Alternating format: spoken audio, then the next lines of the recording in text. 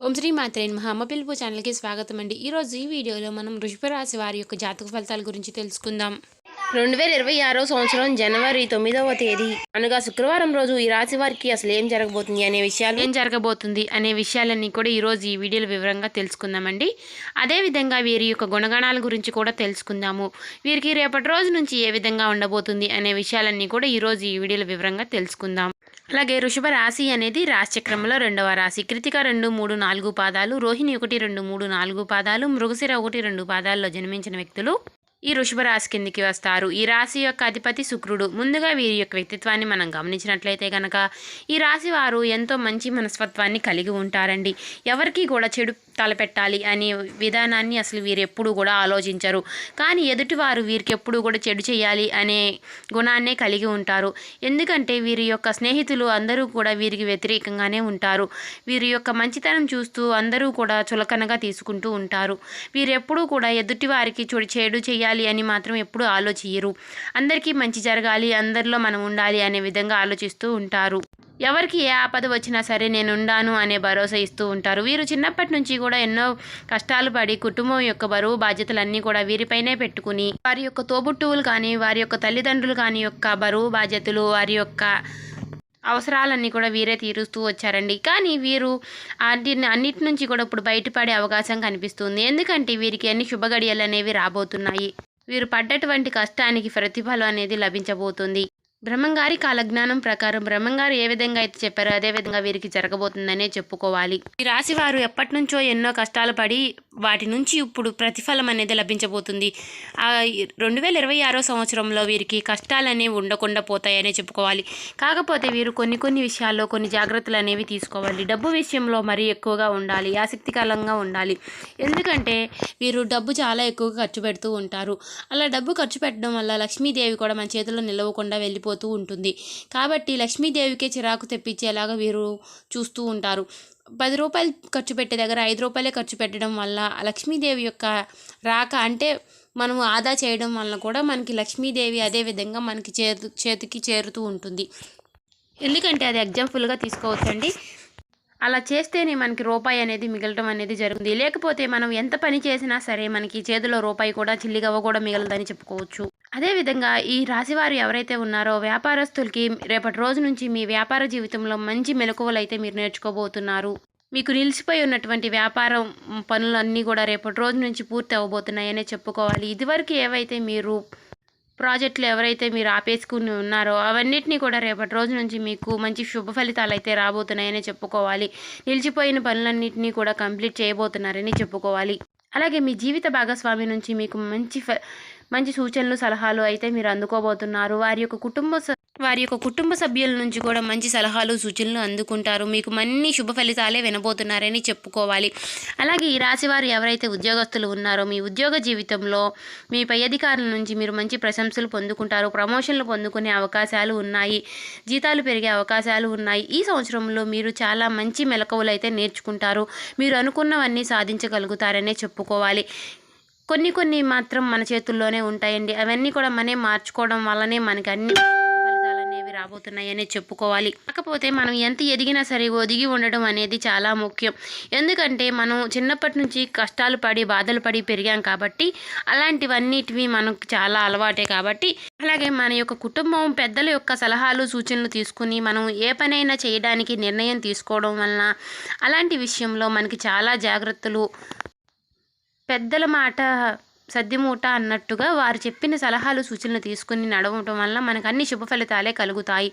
అదేవిధంగా రేపటి రోజు నుంచి మీరు చేయవలసిన పూజా విధానము చేయవలసిన పరిహారాలు అన్నీ కూడా ఈరోజు ఈ వీడియోలో వివరంగా తెలుసుకుందామండి. వీడియోని ఎక్కడ కూడా స్కిప్ చేయకుండా చివరి వరకు చూస్తేనే మేమేం చెప్తున్నామో మీకు పూర్తిగా అర్థమవుతుంది. మీకు ఈ రాశి వారికి ఆ శివుడి యొక్క అనుగ్రహం అనేది మీకు ఎల్లప్పుడూ తోడుగా ఉంటుందండి.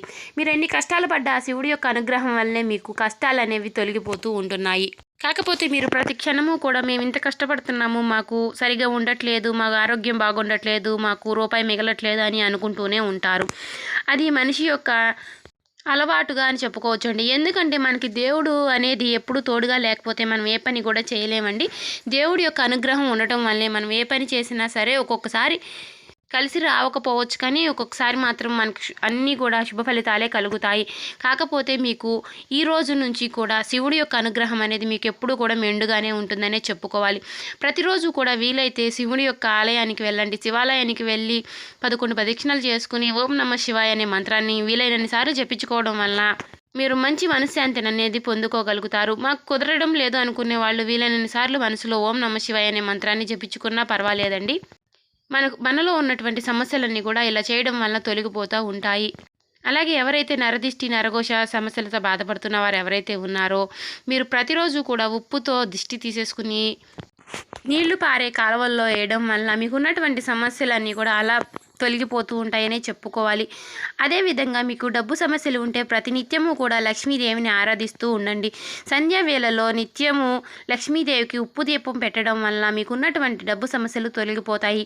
లక్ష్మీదేవి యొక్క రాక అనేది మీకు జరుగుతుందండి.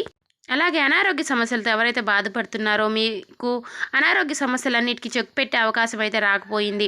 ఎందుకంటే మీకు ఉన్నటువంటి అనారోగ్య సమస్యలు ఏవైతే చిన్నగా ఉన్నాయో ముందుగానే మీరు డాక్టర్ని సంప్రదించుకుని చూయించుకోవడం వల్ల మీకు ఆ సమస్యలన్నీ కూడా తొలగిపోయే అవకాశాలు కనిపిస్తున్నాయి. నాదేముందిలే అని మాత్రం మీరు వెనక ఇకండి. ఎందుకంటే ఈ రోజున ఆరోగ్యం లేకపోతే మనల్ని ఎవరు పట్టించుకోరు. కాబట్టి ముందుగానే మనం ఆరోగ్య సమస్యలు ఉంటే మాత్రం ముందుగానే చూయించుకుని జాగ్రత్త పడడం వల్ల మనకి సమస్యలు కూడా తొలగిపోయే అవకాశాలు ఉన్నాయండి. డబ్బుదే ఉందండి, వాళ్ళు ఉంటే రేపు పోతుంది. ముందుగా మనకి కావాల్సింది ఆరోగ్యమేనండి. అలాగే మీకు చాలా అంటే చాలా రేపటి రోజు నుంచి బాగా కలిసి రాబోతుందనే చెప్పుకోవచ్చు. ఒక్క మాటలో చెప్పాలంటే అదృష్టం అనేది తిరగబోతుందనే చెప్పుకోవాలి.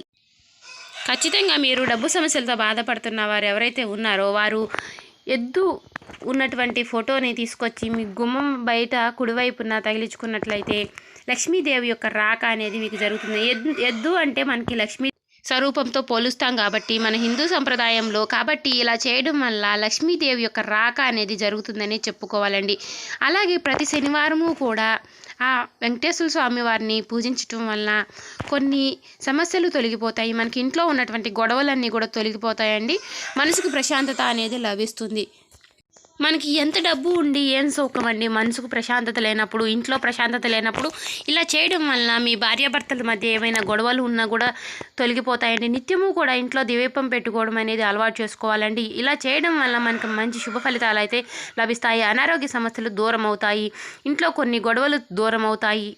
పిల్లల యొక్క అనారోగ్య సమస్యలన్నీ తొలగిపోతాయి. పిల్లలు చాలా జాగ్రత్తగా మంచిగా అంటే మంచి ఆరోగ్యంతో మంచి విద్యతో పైకి ఎదుగుతారండి. ఇలా చేయడం వల్ల కొన్ని సమస్యలు అనేవి మనకి దూరం అవుతాయనే చెప్పుకోవాలి.